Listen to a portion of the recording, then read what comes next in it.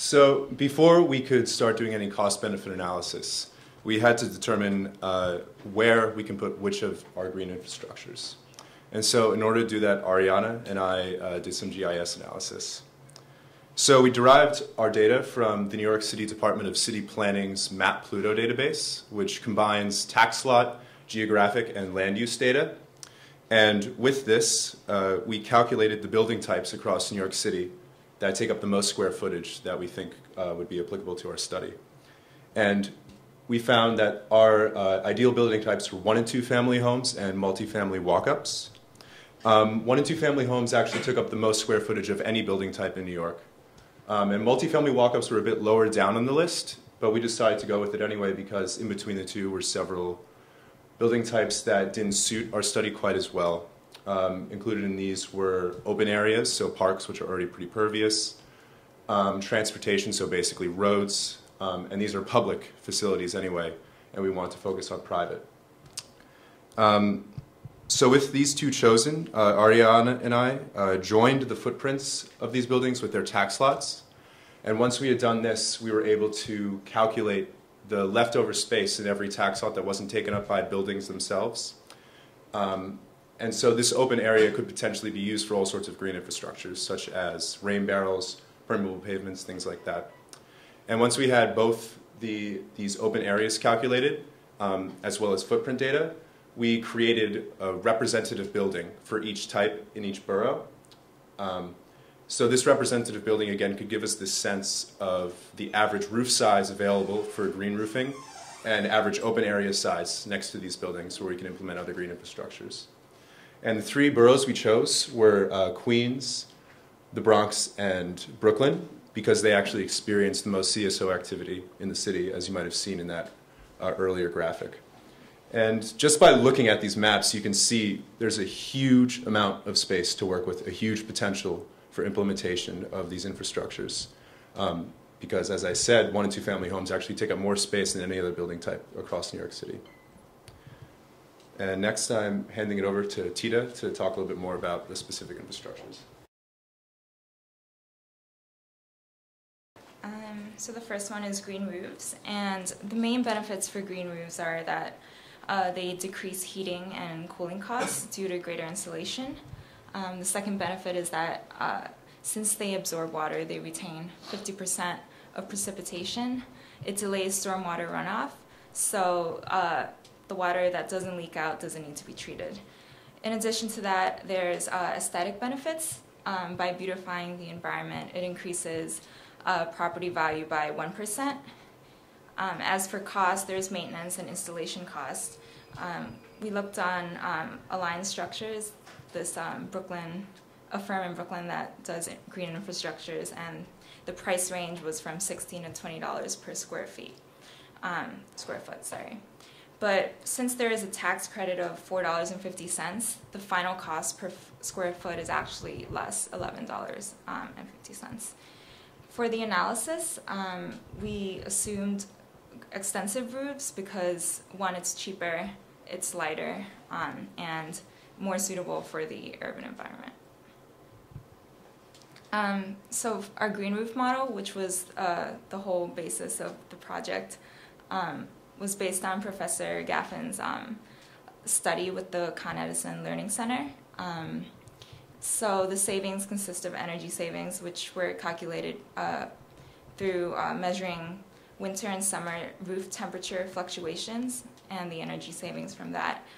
And the stormwater savings, since there is no stormwater charge, no stormwater credit, we calculated that using a shadow cost analysis.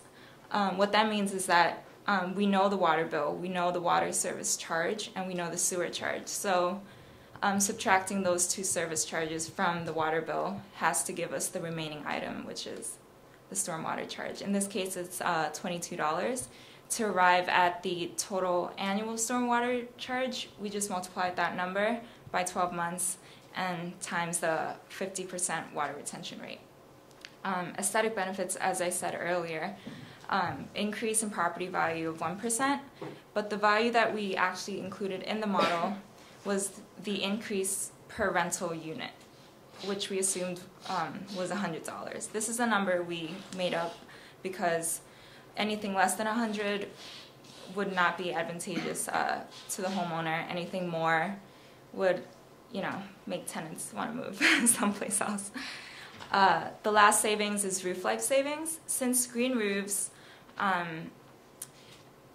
provide that layer between the atmosphere and the building, unlike black roofs, they extend the life of the roof by, I think, like 30 to 40 years. So instead of replacing them every 10 and 20 years, you save on that cost. We did a net present value analysis of green roofs for 1 and 2 family homes. The reason why we chose to do the NPV analysis was because these technologies, they don't generate like a one-time benefit. It accumulates over time. There's maintenance costs that accrue over time. So it's good to see how the value changes, after 5 years, 10 years, so on. As you can see, at the end of like 5 years, the net present value is negative, but by around like 6 years, it's the owner is able to recover his initial investment. So it looks really similar across the boroughs, the net present values, and the reason why is because most of the parameters that we used for green roofs, they're green roof specific. The only differentiating parameter is 2 parameters. One, the number of residential units per borough, which in this case was all the same. The average turned out to be around 2 for Queens, Brooklyn, and Bronx. So that's why it's similar. The other differentiating parameter is the square footage of green roofs, of area available for green roofs. And there were only slight differences. Queens had the greatest, so I think that's why their NPV is a little less. They incur slightly a greater cost than the other 2 boroughs. On the other hand, as you can see, black roofs, it's declining in value as the years go by because they don't generate any benefits at all. This is the net present value analysis for green roofs in multifamily walk-ups. And unlike 1 and 2 family homes, within 5 years, you're already recovering your costs. And this is mainly because you're making a lot of money off the aesthetic benefits of charging the tenants extra money for the green roof. The Bronx shoots like up higher than the other boroughs because their average residential units total up to 8 as compared to Brooklyn and Queens, which have only 5 or 6 units. This is just a summary of the payback period analysis, and it's pretty good. Like within 5-6 years, you get your initial investment back. Pretty good for considering that they last 30 to 40 years. So.